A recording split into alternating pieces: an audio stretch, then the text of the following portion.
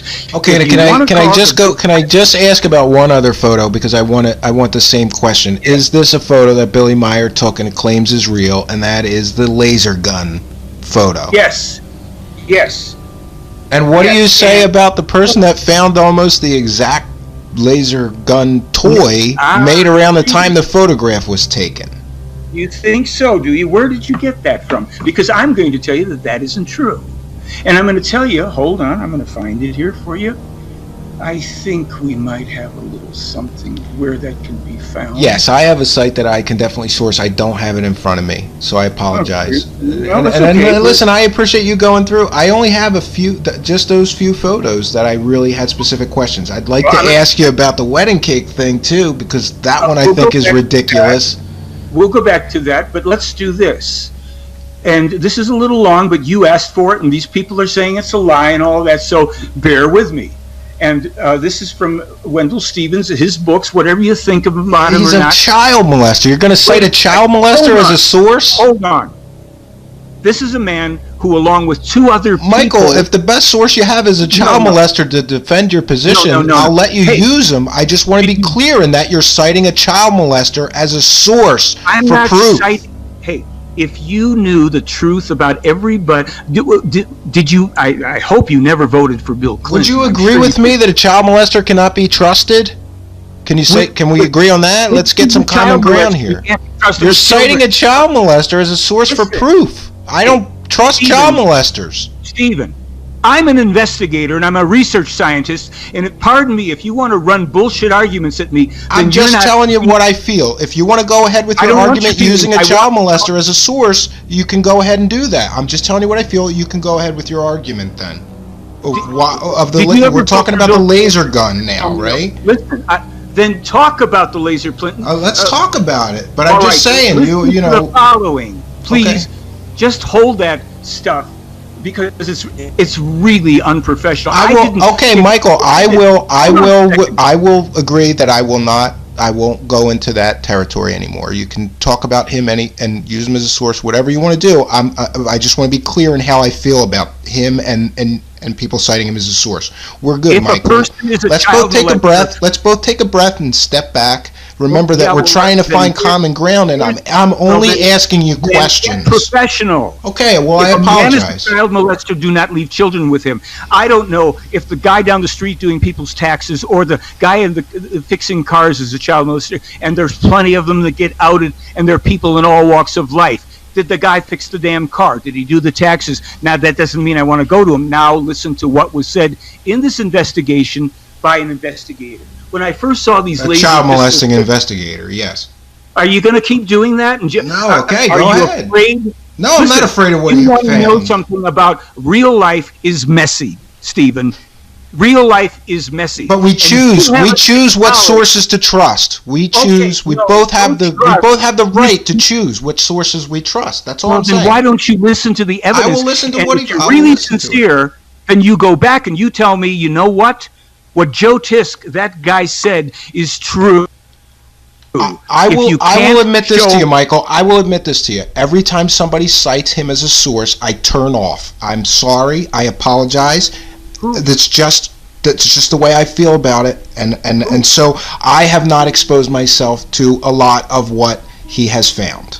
I will admit that freely because of this situation. So I apologize. And like I said, let's both take a step back and take a breath. We're trying to find common ground. I'm just asking questions. Let's get into the laser gun photo then. Here it is. When I first saw these laser pistol photos, I had serious misgivings about them and the whole story of the so-called ancient weapon. But then Edward Meyer took me to a place in the Fracht Nature Preserve near Hinville, where he had tested the first one. He showed me a seared line of vegetation that went in a true straight line until it struck an embankment and stopped. He showed me another, and then a limb high above our heads on a tall tree over 60 feet tall that was severed cleanly at a place about 45 feet above the ground and 20 feet out from the trunk where the branch was about 1 inch in diameter. The severed part of the branch was still lying on the ground where it had fallen, and I picked it up and examined it. It was severed cleanly without any fraying, but the most noticeable thing about it was the thin layer of seared wood at the break. The charring was no more than 1 inch to 1¼ inches deep into the wood, all the way through the branch, and the searing of the bark was likewise very narrow at the break, and so sudden and quick that the sap in the bark did not bubble out and run. Certainly no... I take it back. I have definitely heard this whole explanation several times. I have heard that. Have you seen the hole in the tree? Yes, what I've wondered is, yes, I've seen a picture. I believe I've seen a photograph of it. And my question about that is, couldn't somebody have done that with a drill and a plumbing torch? Great. I'll jump down. Then there's the problem of the hole in the tree. The tree was a good 10 inches to 12 inches in diameter, and the tree was green and full of sap. I got a 16-inch drill. I mean, how would a man with one arm bore such a hole?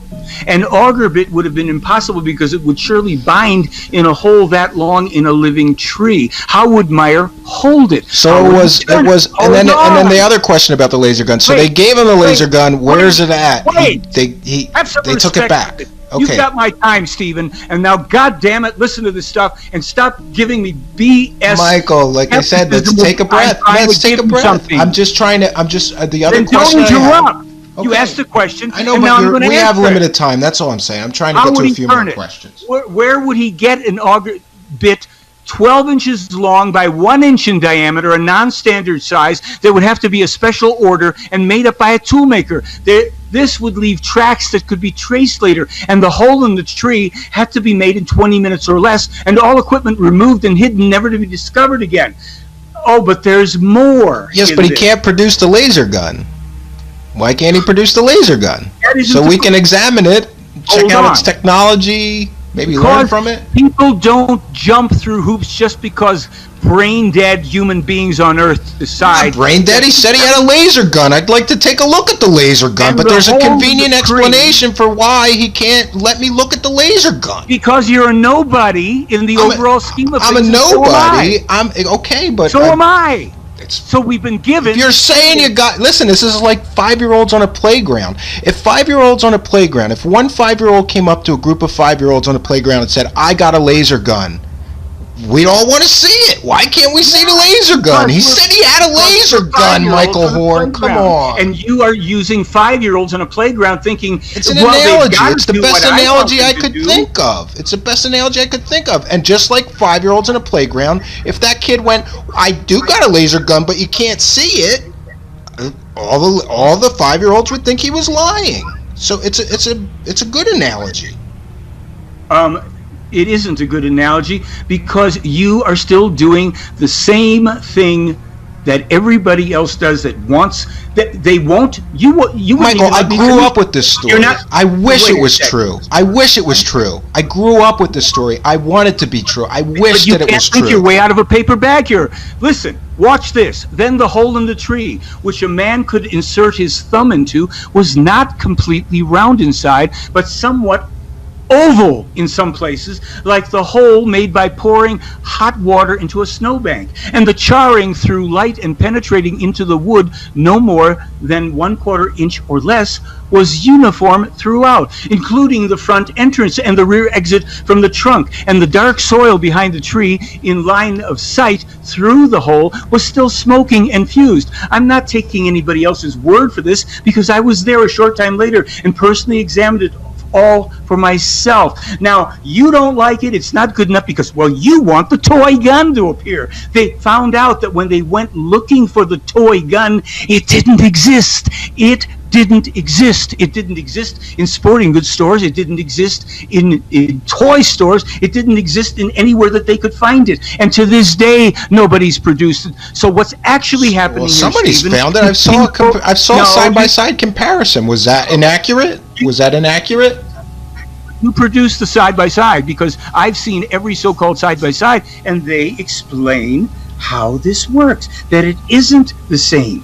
And they said, One guy insisted the gun, here it is from here, was a plastic toy weapon, and that it could be proved that the color of the muzzle of the weapon was the same color as the freshly painted red fence in Meyer's yard, also seen in the pictures. Okay, however, but one more question, and I mean this sincerely. So aliens give him the laser gun, and he just takes it like in his backyard on a farm and shoots a tree? Like, why? I don't understand the logic in doing that. You don't understand because you've got a construct in your mind that things have to happen a certain way, just like SETI does. They think somebody's going to babble to them in mathematics, and that's going to be contact, while Billy Meyer, for 77 years, is talking to real people, and they're doing it in German, so he can understand it and transcribe it. But why would super intelligent aliens just lend Billy Meyer a laser gun then?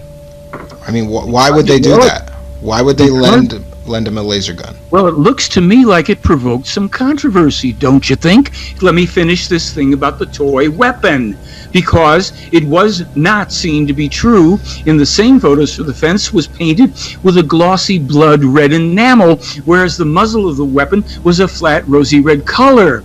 And nor did this guy know that we had been to every toy supplier in Switzerland and failed to find any toy weapon, anything like the laser pistol Meyer photographed. A search of sporting goods stores was equally fruitless. To this day, we've never found a match for that. In other words, whatever you think of the investigators or anything else, they did an investigation. And they did all the people that participated, there were many more people than Wendell Stevens. And two of them, Lee and Britt Elders, were skeptics when they went over there.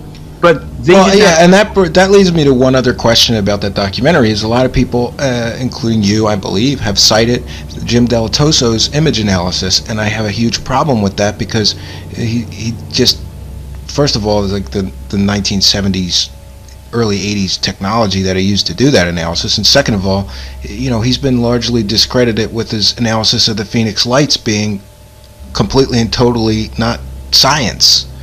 And so that's one of those things that makes me. So is he wrong every time, or is he right every time? How about neither? Well, but here's my concern. You've got you like to cite like this is proof, and you've got Jim Delatoso, who most professional image analysts would say he's it's junk science what he does. It's not real science. So you're saying that you have photographic proof that's the guy doing it, and he's been largely discredited. No, and then you're saying the laser gun's real. I have a child molester that saw it. There you go again. It's a very disingenuous thing to do. You don't know that the people that you rely on, maybe people in your own family, are goddamn child molesters. How would you know until they're outed? Maybe they've been living these wonderful saint-like lives. I think you're missing the point. My point is that you're citing these people as proof of your claims, and one's been largely discredited, and the other one, I'm not going to say it again. Listen, Stephen, if you're going to do this... No, I just want to move on. I'm going to give it to you plain and straight from the beginning. An analysis using standard protocols for determining evidence shows the Meyer case is authentic. That's the first thing. You've yet to acknowledge that because you're not willing to go means, motive, and opportunity. Let me look at that. I didn't see that article, even though it's been on your website for 2.5 years, Michael, and I don't know. I mean, I've been a little behind on the Billy Meyer case. I apologize. Then you don't have a right. What I will say is this. What I will say is that I'm trying to do my due diligence. I'm trying to understand what to me has been a mystery since I was a child. I love the story, Michael, but forget the story. Where I'm at is still Stephen, do you understand evidence or not? I'm having a conversation with you here where you go into your feelings every 2 minutes, then you wanted to, Wendell Stevens, maybe, you know what, it's possible he wasn't. It's possible that what I was told by Lee and Britt Elders and other people was he was told to shut the hell up or he was going to jail and they were going to put him there, and that's what happened. Now, I don't know that it's true, and I don't know that he was a child molester. I have absolutely no patience with child molesters. I think they are the worst people in the world. But I heard, and I knew Wendell for 20 years. Pardon me with your second and third hand information. And if you're going to be an investigator, it's public records. It's not second and third hand information. Hey, it's public records. It's first hand court documents that I got here on him. Everything's true, right? You read it on. That's the news. That's the news. So it's obviously true, right? I mean, I know that. You know that. It's true because okay, well, let's just say this. Anybody can read the court transcripts. They're public records and make their own determination of the veracity of the claims and his conviction, and let's move on from there. So therefore...